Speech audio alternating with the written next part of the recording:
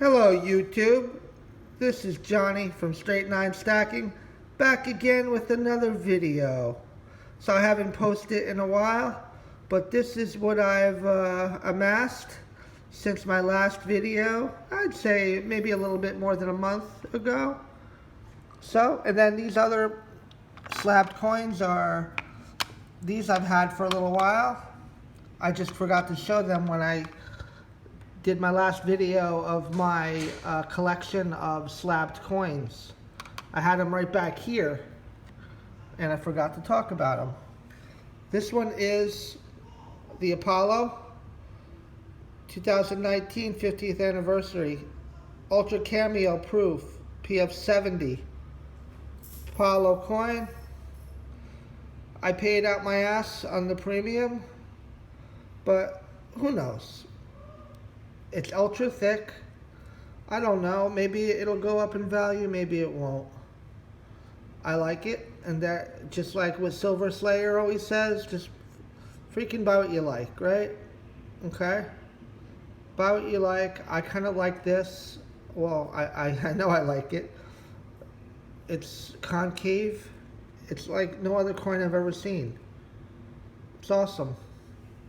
Alright, will it go up in value? Who knows? This one here is a Krugerrand 2018 MS70.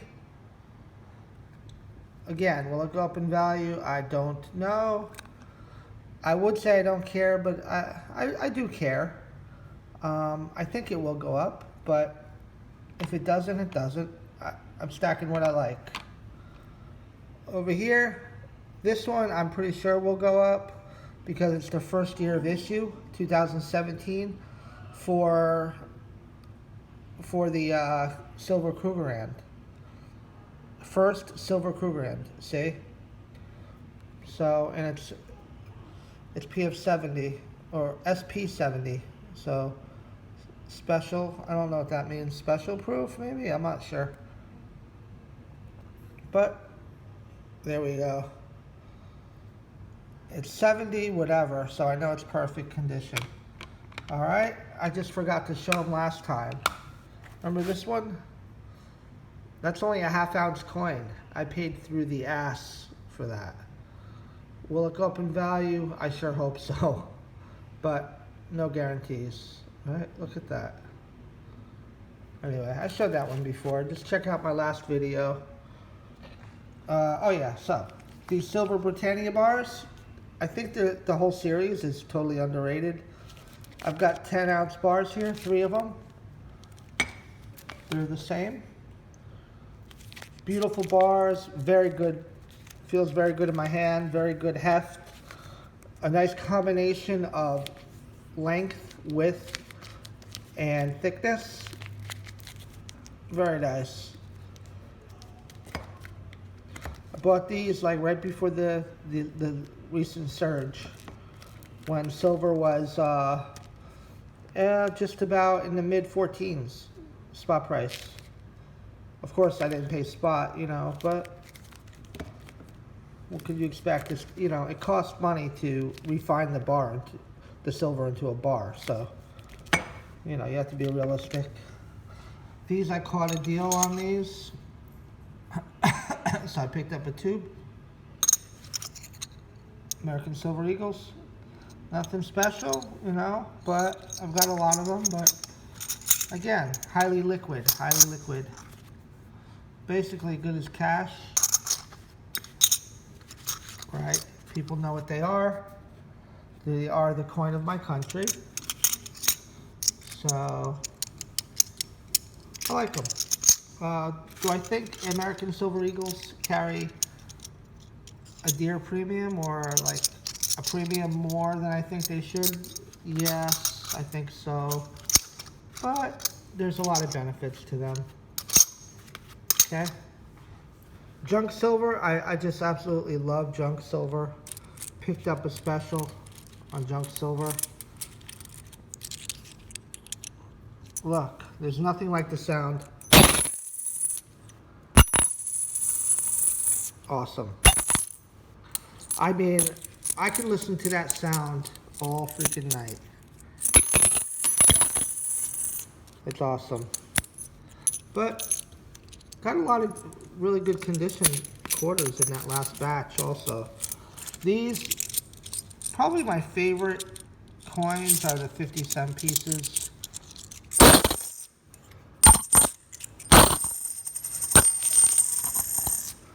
They are just, they're a perfect size. Like, you feel like you've really got something here. You know, like a dime, for instance. Dimes are great because of they're fractional, you know, but they just don't have that heft that, you know, that comes with a 50-cent piece. I feel like I really got something substantial here. You know, even though the same dollar amount in dimes, it's more dimes, but it feels like I've got really nothing here, you know? So it's just a mental thing. Quarters, I really like quarters a lot. They're my second best. But 50-cent pieces, it's just that the premium is a bit higher on 50-cent pieces. So it kind of discourages me a little bit from buying them. But again, you know, I should be stacking what I like. But when I'm really going for weight, I tend to go toward the quarters for weight. All right? Quarters for weight. I'll throw in some of these just because I like them.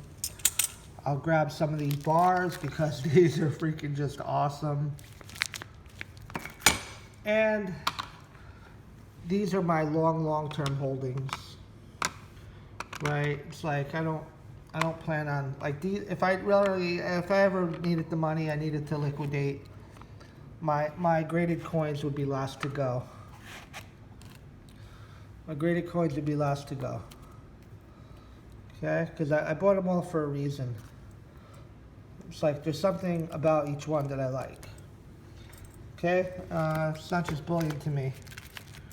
If I had to sell, my constitutional would go first. Okay, my constitutional would go first. Here's another roll here. Second would be like, well, actually, like any kind of rounds. I don't really have a lot of rounds, so, but my rounds would go first because they mean nothing to me. They're just generic silver. I don't have any right here to show you. I do have some. But secondly, my constitutional will go. Then my bars, the bars would go. And my silver eagles, my gold would be last. And my gold would be right before these would be very last, my slab coins. And then these would be second to last, my gold. I've got quite a bit of gold. My latest pick is this 1/10 Krugerrand. I got it on sale. Right? I am all out of my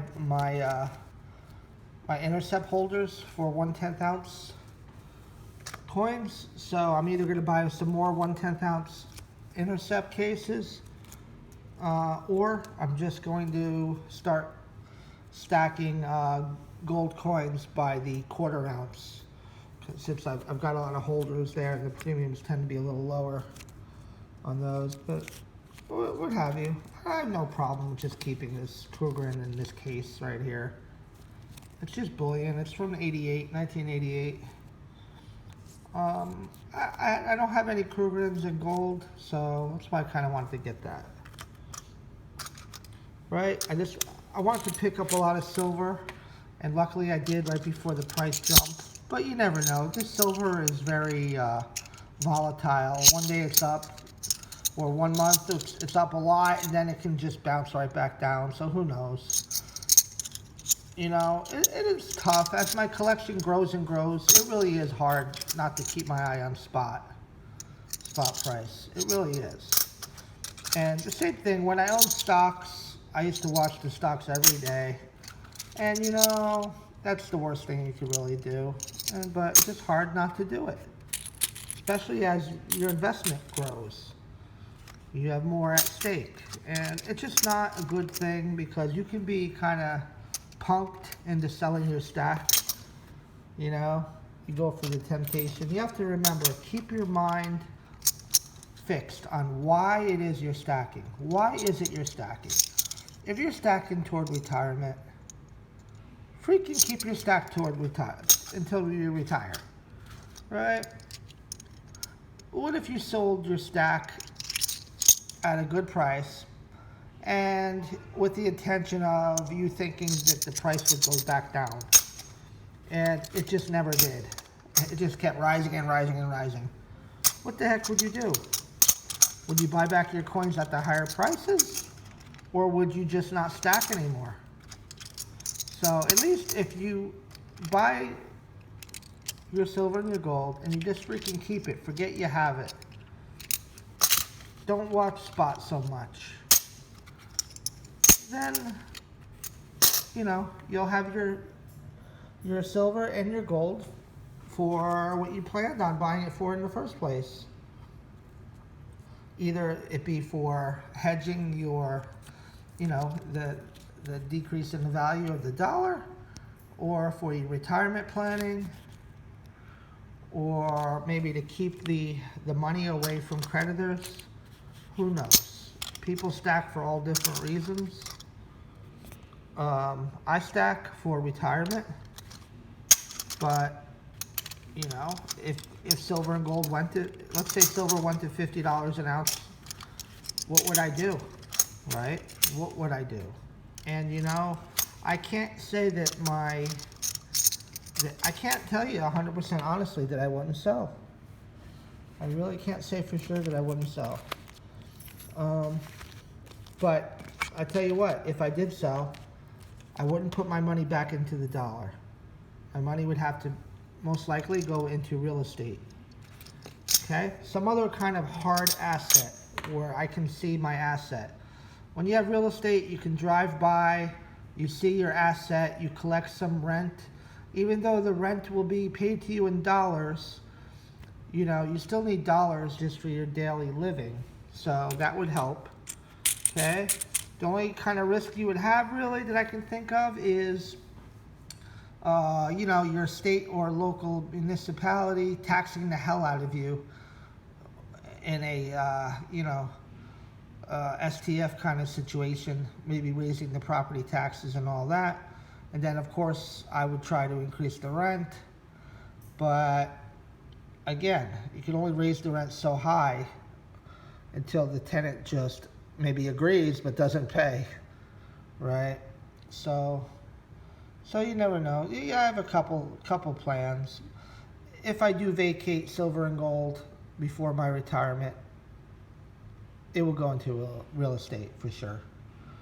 All right, guys, so maybe that's what you should be thinking of. Your exit strategy, right? Don't get punked into selling early. Or if you do, at least don't go back into dollars, guys. The whole purpose of stacking, for most of us anyway, is because you don't want to hold all your assets in dollars, right? Okay? If you wanted to hold all your assets in dollars, you wouldn't be stacking, right? Most of us anyway. So then again, when you do sell, if it's before your planned time to sell, make sure you go into some other kind of hard asset and not dollars. Dollars have absolutely no chance of appreciation. At least silver and gold, you have a fighting chance for it to increase in value or purchasing power over time. Right?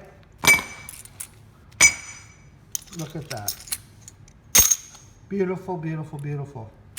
I love the way Salivate Metal has his intro, where he has these kind of like coming out of his mouth and they make a sound. Like, check out Salivate Metal's channel if you don't already subscribe.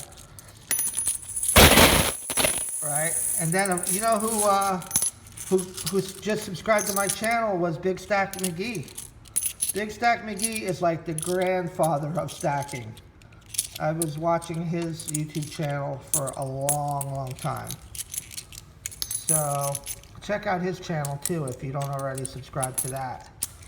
Right, and then of course Silver Slayer. Silver Slayer is a young guy who is he's got a really good stack. He knows a lot about silver and gold investing and stacking. He's just a great guy, sharing his knowledge every day, making several videos a day. The guy's incredible. Another guy I like is Silver Joker.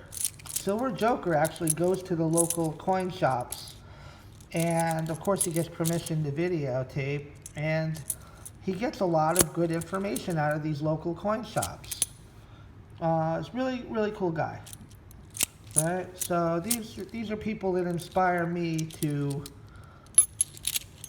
stack and to kind of not get punked out into selling when I see the price go up very quickly in a short amount of time. Right? Because remember, when you sell, you have to cover the premium you paid also, right? Or else you're losing. So, okay, keep in mind. And then, oh yeah, another cool guy is Guido Stacking. Guido Stacking is a pretty good channel. The guy is a young guy. He knows a fair amount about the hobby though, and about stacking. Real cool dude. Check out Guido Stacking. Right? Cool guy. There's a lot of other good channels out there that inspired me to be a stacker. Some international, I think his name is International Stacker. He's on a journey to find silver. That guy is just awesome. He has some big stack, I'll tell you that. Probably not up to the level of Big Stack McGee, but I don't know. I mean, both of them are really serious stackers. So, and they know a lot too. They're not just throwing money at the stuff. They actually know what they're doing as far as what to stack, and it's nice. Look at that, beautiful. Cartwheel effect. The luster is there. These are beautiful. I don't know, will these have numismatic value one day? Probably if I held them long enough, but there were so many of these made that, I mean, it's probably going to be, not in my lifetime, where there's a significant premium on these, but that's okay. Okay, they're serving the purpose right now. They're making me sleep better at night. All right, guys, and silver and gold make me feel safe, more secure, and sleep better at night. A lot better than holding stock. Holding stock got me nervous. I'm not saying to liquidate your stock, guys. Everyone's different. For me, it wasn't for me. I like to see what I have. And again, this is just a small portion. This is just what I bought last month. Okay. I've got a fairly nice stack by now. Silver and gold. Running about 15 ounces of gold right now. And I don't know how much silver I actually have lost track. So, I don't know. Probably, I don't know. Not that much, really, for silver, as much as I should have. But remember, last time, guys, one of my past videos, I told you that I did cash out my stack at one point, and I bought real estate. I bought a house with the money. Well, it was my down payment anyway, right? Liquidated my stack. My stack is bigger now than it was before, and I'm stacking actually at a lower price than I paid last time. So I definitely profited. My value, my real estate has gone up, so it's definitely a winning situation. I'm not renting, throwing your money away to rent, getting somebody else rich. Those days are over. I've got another rental property. Well, I've got one rental property and that I have paid in full, and I use that rent money to buy silver and gold. And then I've got my permanent residence here that I bought on silver and gold. My down payment anyway, my 20% down payment. And closing cost and everything. Right? So it was worth it. I cashed out early, but guess what? I'm back in the game. This time, basically getting free silver and gold every month with the rent money that I have for my rental. And that's good, right? I would think so. The only thing you have to be careful of, guys, is putting too much into silver and gold and running really low on fiat. Remember, you have to have some fiat as well. Otherwise, you can be forced to go into credit card debt or forced into selling your stack a little bit early or a portion of it, right? So, all right, take care, guys. Bye for now. And like the Silver Joker says, keep on stacking.